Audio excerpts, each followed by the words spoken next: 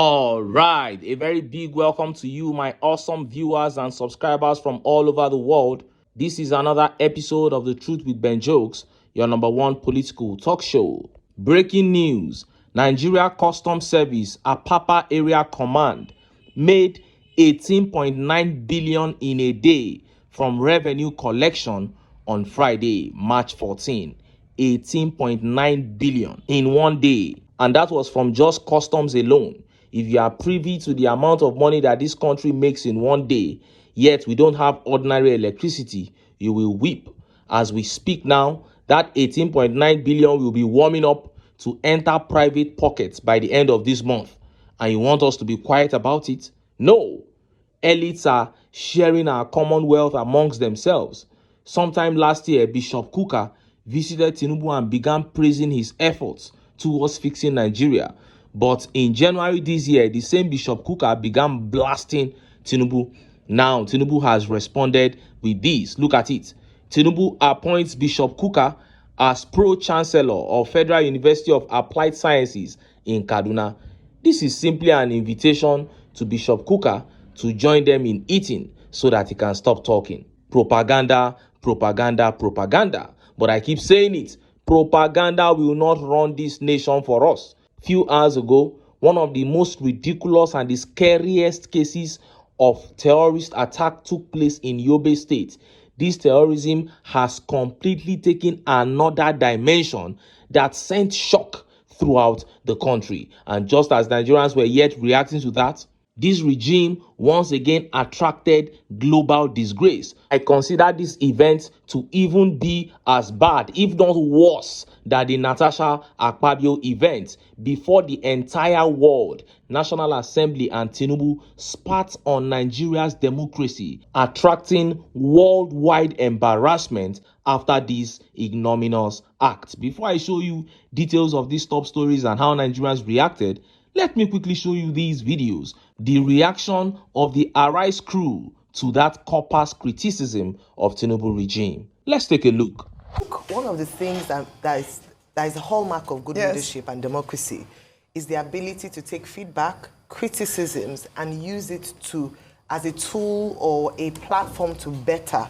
So when someone comes to my state, Lagos State, for instance, and I'm proudly Lagosian, and they say that your state smells, the first thing I'm doing is not, oh, keep quiet, you are evil for saying that. It's evaluate the situation. Is her statement true? Why has she come to say, why did she say that? So people come, even some people send me messages that, oh, you are Lagosian, so you should be ashamed of yourself for not defending. It's not about defending. It's actually the love for the state that would make me want to see what outsiders perceive, and even inside people that live here. And if it's true, let's fix it. If Lagos is smelling, let's fix it. It's not a permanent thing. And we've often talked about refuse management, even the rivers and the streams. So it's her opinion, and she said that, and a number of people have also opined of the same thing. But now let me go to the main story around what you said about militarization of democracy, as we seem to see it in Nigeria. And it's such a sad situation. I'll take it from this angle. Ushe, as an NYSC, as a Corper, would be in her early 20s, maximum. If you even look at her and the way she speaks, you know she's probably Gen Z. By the way, this is the Sorosoke generation. This is the coconut head generation. That's what they said during the NSAS.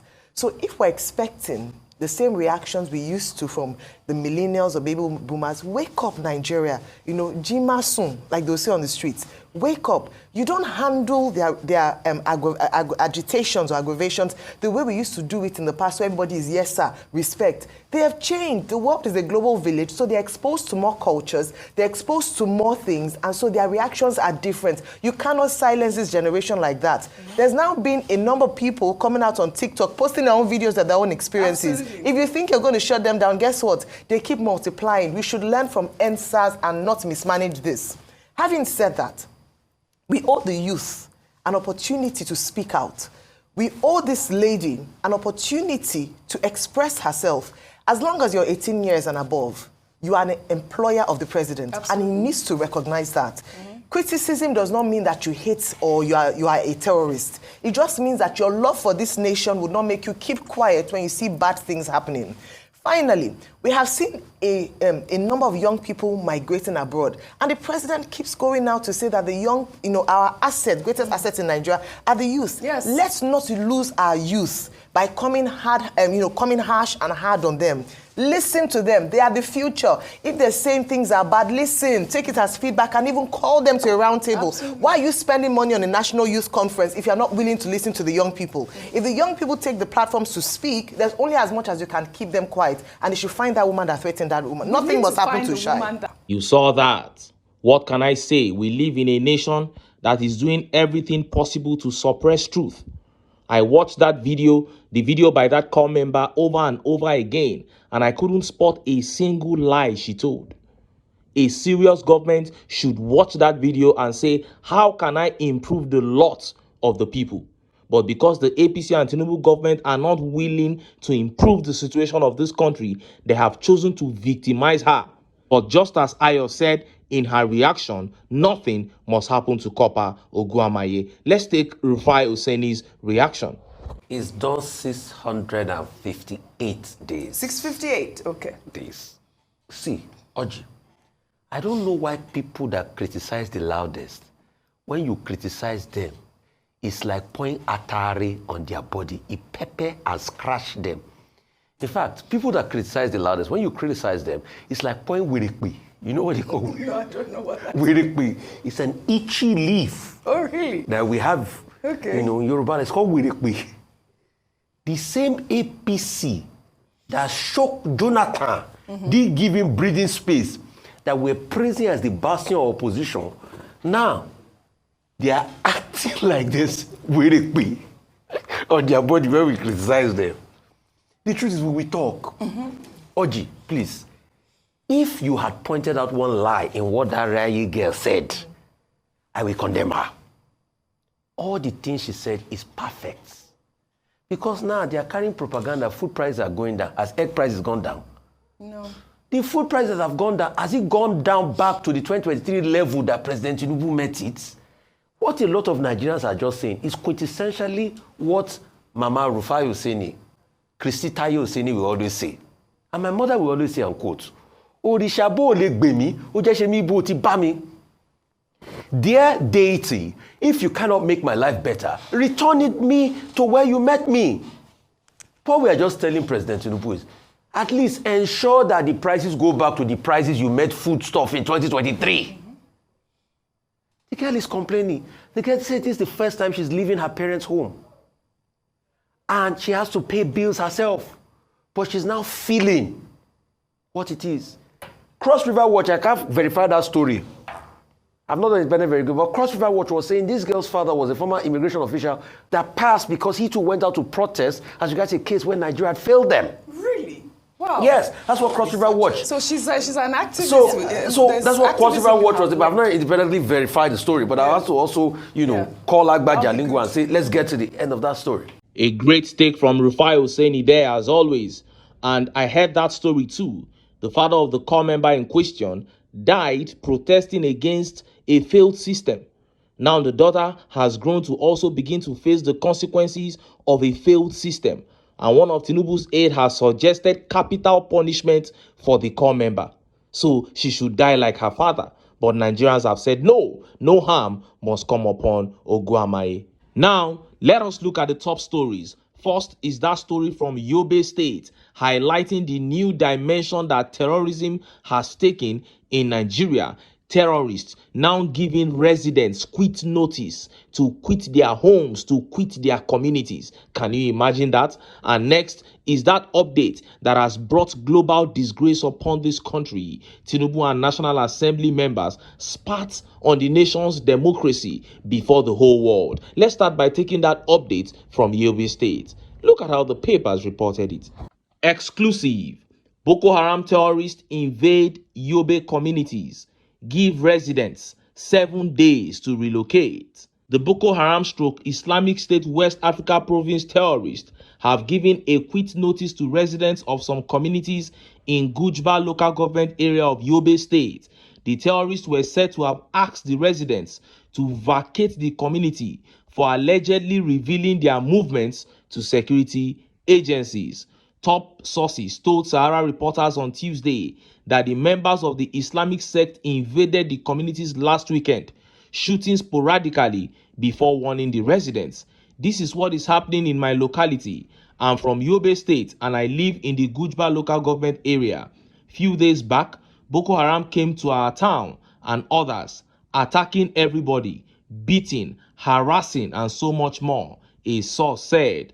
Now they have given us a short notice to migrate within a time frame of 1 week, or else they will kill everyone.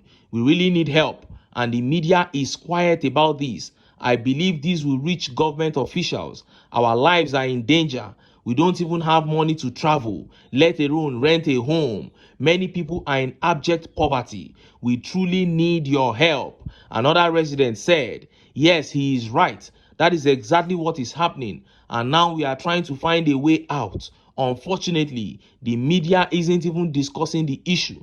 And if I were to post about it myself, I would face threats. Sahara reporters learned that some of the residents have started fleeing their homes in droves as the deadline nears. Since the death of JAS leader Abubakar Shekau, ISWAP has been consolidating its grip in locations around Lake Chad. The Nigerian army has repeatedly claimed that insurgency had been largely defeated and frequently underplays any losses. You heard that. We can't make these things up. Every day, security forces go around telling Nigerians to give them infos. They say if you see something, say something. They say tell the army if you see anything. Now, the people in Gujba local government area gave intelligence reports on terrorist activities to the army, and the same terrorists have returned to punish them for giving out that information. They have given them 1 week to vacate their communities, and the army is nowhere to be found. So in other words, since you guys are not happy with the levies and ransoms we collect from you when we kidnap you, we will now show you who we are. We will chase you away from that community so that you know how powerful we are. And they have issued that quit notice and the army has not showed up, to the point that some people have started fleeing the community. And look at how Nigerians reacted. Let's take some of the tweet reactions. Dr. Muiwa here says, what? I thought we've seen the last of territory annexing by Boko Haram. It's the media. They were just trying to hide everything. And Jeje here says, Auzu Bilai. This is not issue of Auzu Bilai. These people are taking over. Lionel says, where is the intelligence institutions in all of this? DIA, DSS, police, NIA, and others. Where is the intelligence and proactive approach and response in all of this? No, they are there gathering information on Senator Natasha. Ojo Samuel says, Sheyi is coming with rice. Sheyi TINUBU will bring rice and share to the terrorists. And Temitope here says, I'm guessing the present government did see these. Or are Nigerians still doubting those at the seat of power? These APC are the sponsors of terrorism in Nigeria. It is obvious, except you all want to be blind to the truth. Muslim ticket, my foods. And just as Nigerians were yet reacting to that update that brought global disgrace to Nigeria began making the rounds. Look at how the papers reported it. Reps donate 705 million naira from their salaries to TINUBU, pledge to keep supporting him. The House of Representatives has donated 705 million naira to Bola TINUBU. Abbas Tajuddin, the Speaker of the House, presented the check on behalf of the federal lawmakers.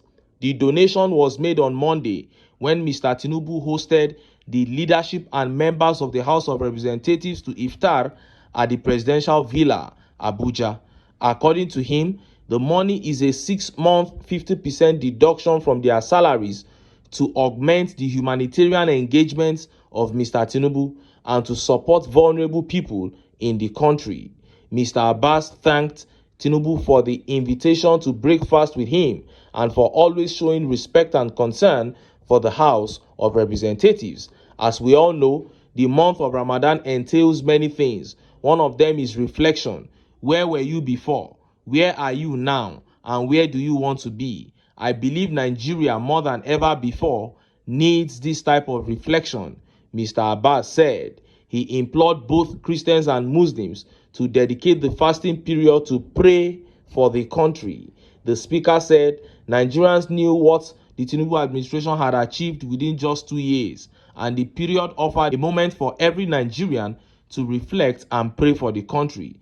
Prayers for the economy, prayers for improved security, prayers for the leaders, and prayers for the citizens, added Mr. Abbas. He pledged that every member of the House of Representatives was in support of TINUBU.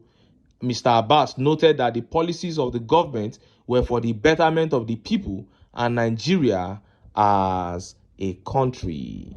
You saw that. What a sad moment for Nigeria. What a terrible moment.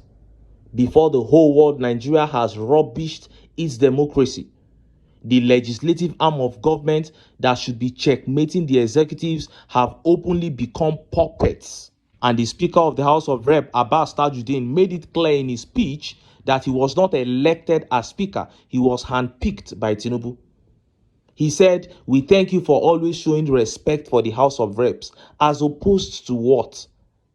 He's not supposed to respect the legislature. So you are openly telling us that he's a tyrant. And then he began, playing the prayer card again. We should pray for the economy. We should pray for security. We should pray for peace. A man at this level coming to stand before the whole world to ask Nigerians to pray. What sort of disgrace is this? Of course, this is also a mockery of the Nigerian people, because it is a public show of their dominance of the populace. They are indirectly saying to the people by this gesture, and even in the words of Speaker Abbas Tajuddin, that, listen, Nigerians, we were supposed to check the executives to ensure good governance, but we have now decided to unite with them to oppress the people and empty the treasury into our own pockets. That is what this gesture means. 50% of your salaries for 6 months. So you did a job. You did contribution in the House of Rep, and then you packed the money together and went to give it to TINUBU, that he should use it to help people that are suffering. What is 750 million naira going to do to the sufferings of Nigerians? And you, that was elected to represent constituencies, you were elected, to represent units, or you forced yourself in to represent smaller units of the country. And then you are gathering money to go and give TINUBU. What happens to taking that money down to your various constituencies? What happens to that? Mad people.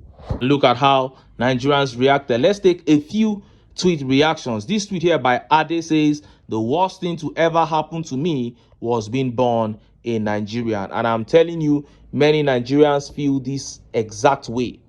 That is why, especially young people, that's why you see people are leaving Nigeria daily.